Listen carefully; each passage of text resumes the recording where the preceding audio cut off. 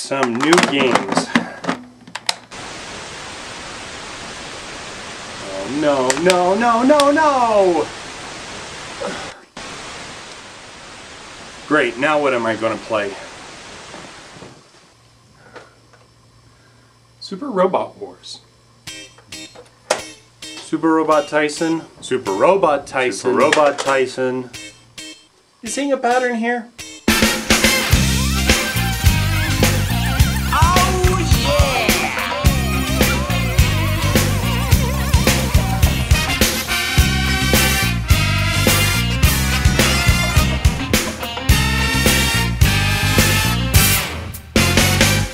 Okay, I know that this game already came out in the United States on the GBA and the DS, but I think there's a lot more that just can't be known by playing these two games. Besides, you won't stop bugging me about it. Now, I didn't review this game earlier because I really didn't think that it was a you can play this. An imported game for a handheld console or PC that can be played easily without an FAQ, walkthrough, or knowledge of the particular game's original language. But the more requests I got for the game, the more I started to realize that, yeah, even though the menus are in Japanese and the story is in Japanese, that the battle system is really cross-culturally exciting and challenging, as are the characters in the game. Super Robot Taisen, or Super Robot Wars, was originally released in 1991 for the Game Boy. Yep, the good old green screen Game Boy. It featured 3 of Bandai's best-selling robot series, Gundam, Getter Robo, and Mazinger Z, and quickly became a popular game. Now, some of the newer titles actually boast over 15 different series, with several robots from each series peppering the landscape. And with over 50 games in the history of this series, it's going to be really hard to kind of focus on one game. So let me give you a general idea of how each game plays, since they're mostly the same. Controller-wise, the A button, or the circle button, will be the buttons that select something. If you choose something and then you want to back out, pressing the B button or the X button will do the trick. Other than the D-pad, you really don't need to know anything else. Now, the first screen will usually show you your character and the ship that you will command. You can usually name these in English, but it's not necessary to do this. Many of the newer games will then shoot you to a screen where you choose which Bandai series you will fight best alongside. And SRTW has my favorite in it, 100 Beast King Golion, otherwise known in the United States as Voltron, Defender of the Universe. Now, you will need to know these 2 words, yes and no.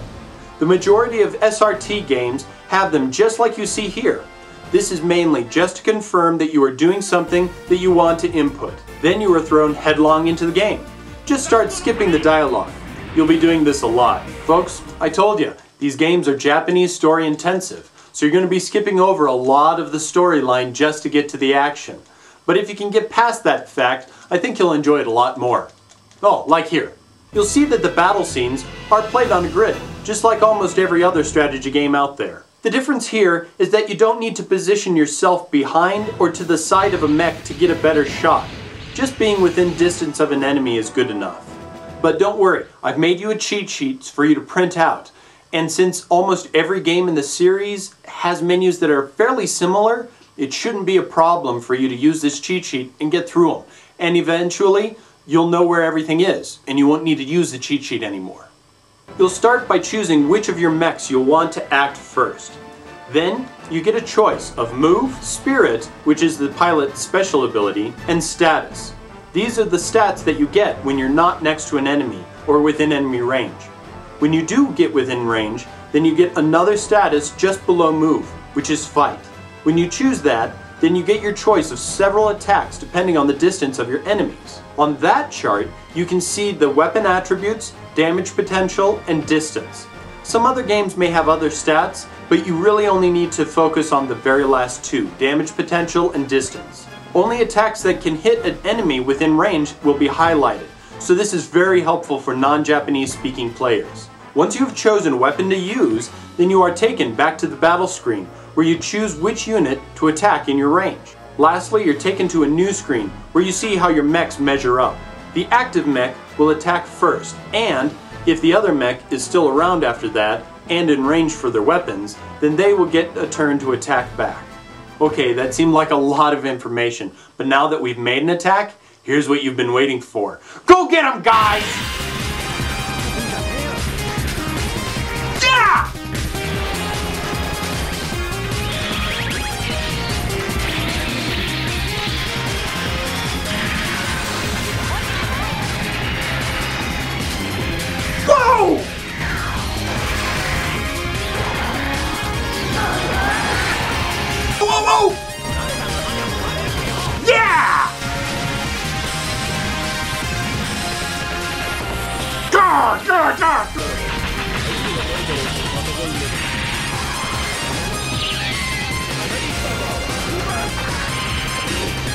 and each attack for every mech is different, and each one has its own animations. And this is part of what makes the SRT series so spankin' cool.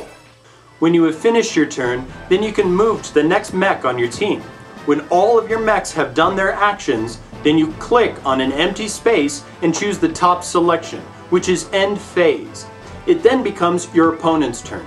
Also, don't get yourself shot down or it'll be a game over, so watch those damage levels.